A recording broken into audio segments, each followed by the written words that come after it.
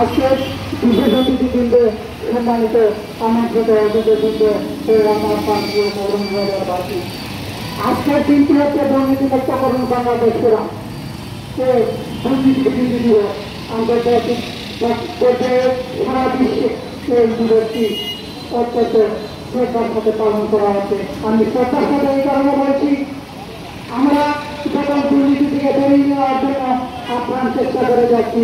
এই দুর্নীতিমুক্তকরণ বাংলাদেশ ফোরাম প্রতিষ্ঠায় আপনাদের গত নাম করে দুর্নীতির বিরুদ্ধে সচ্ছল হয়েছে, কিন্তু আমরা কতটুকু সফলতা পেরেছি, কতটুকু চেষ্টা হয়েছি তা করে দিলে আমাদের এই শরীরে আমরা কীভাবে এই দিনটিকে যথাযথ মর্যাদায় পালন করবো।